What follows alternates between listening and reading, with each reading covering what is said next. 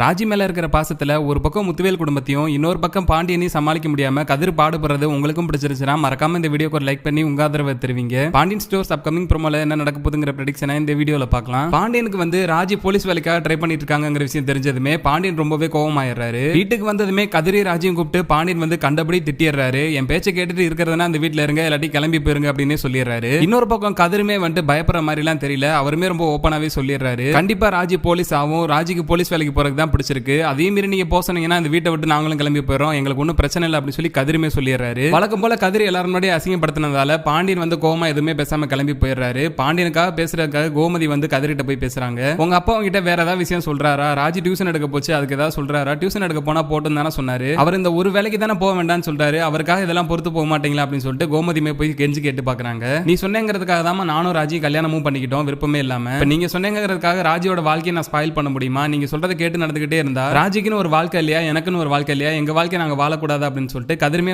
ஒரு நியாயமான கொஸ்டினை தான் அவங்க அம்மா கிட்ட கேட்கிறாரு. பாண்டியனோட மத்த பசங்க மாதிரி இல்லாம கதிர் பாண்டியனுக்கு பயப்படாம ரொம்பவே துணிச்சலா எது சரியோ அதை மட்டும் தான் செஞ்சுக்கிட்டு இருக்காரு. பாண்டியனாலேயே கதிர் கிட்ட பேச முடியலங்கிறப்போ கண்டிப்பா கோமதினாலுமே பேச முடியாது. அதனால கோமதியுமே எவ்வளவோ தூரம் சொல்லி பார்த்து கதிர் அவரோட முடிவில் ரொம்பவே பிடிவாதமா இருக்கிறதால அவங்களுமே பேசாம கிளம்பி போயிடுறாங்க. இன்னொரு பக்கம் கதிர் ராஜிக்கு ஃபுல் சப்போர்ட்டா போலீஸ் ட்ரைனிங் எல்லாமே கொடுத்துக்கிட்டு இருக்காரு. ராஜி பொறுமையா நடக்கிறது எல்லாத்தையுமே யோசிச்சு பார்த்துக்கிட்டு இருக்காங்க. நம்ம வீட்டுல இருந்துமே நமக்கு யாரும் சப்போர்ட் பண்றது கிடையாது. இங்க பாண்டியன் மாமாவுமே கதிர் முதற்கொண்டு எல்லாருமே திட்டிக்கிட்டு தான் இருக்காங்க. இவ்வளவு தூரம் நடந்துகிட்டு இருக்கிறப்ப நமக்கு கதிர் இவ்வளவு தூரம் சப்போர்ட் பண்ணிக்கிட்டு இருக்கான். யாருக்காக நம்ம சாதிக்கிறோமோ இல்லையோ கண்டிப்பா கதிர்க்காக நம்ம சாதிச்சு தான் காட்டணும்னு சொல்லிட்டு ராஜிமே ரொம்பவே வெறித்தனமா தான் ட்ரைனிங் எல்லாம் எடுத்துக்கிட்டு இருக்காங்க. ட்ரைனிங்ல நல்லபடியா பிராக்டிஸ் பண்ண ராஜி ஒரு வழியா எப்படியா எக்ஸாம் கிளியர் பண்ணி போலீஸ் வேலையுமே வாங்கிடுறாங்க. முதல் ஆளா இந்த விஷயத்தை கதிர்கிட்ட போன் பண்ணி ராஜி எனக்கு போலீஸ் வேலை கிடைச்சிருச்சுங்கிற விஷயத்தை சொல்லிடுறாங்க. இதை கேட்டதுமே கதிர் ரொம்பவே சந்தோஷப்படுறாரு. போலீஸ் ட்ரெஸ்ஸோட ராஜி வீட்டுக்கு வரத பார்த்ததுமே பாண்டியன் வீட்டுல இருக்க எல்லாருமே ரொம்பவே ஷாக் ஆயிடுறாங்க. சொன்ன மாதிரியே ராஜி கதிர் அவருக்காக கொடுத்த காசு எல்லாத்தையுமே ஃபர்ஸ்ட் மாச சம்பளம் தரதா சொல்லியிருந்தாங்க. அந்த காசை நான் கூடி சீக்கிரமே தந்துருவேன்னு சொல்லிட்டு ராஜி கதிருக்கு வாக்கு கொடுத்துறாங்க. பாண்டியனுக்கு ராஜிக்கு போலீஸ் வேலை கிடைச்சதை நினைச்சு சந்தோஷப்படுறதா இல்ல நம்ம பேச்ச கேட்காம போய் போலீஸ் டிபார்ட்மெண்ட்ல சேர்ந்துருச்சேன்னு சொல்லிட்டு வருத்தப்படுறதானே தெரியல. இருந்தாலுமே எதையுமே காமிச்சுக்காம பாண்டியன் அமைதியா அங்க இருந்து கிளம்பி போயிடுறாரு. இன்னொரு பக்கம் ராஜி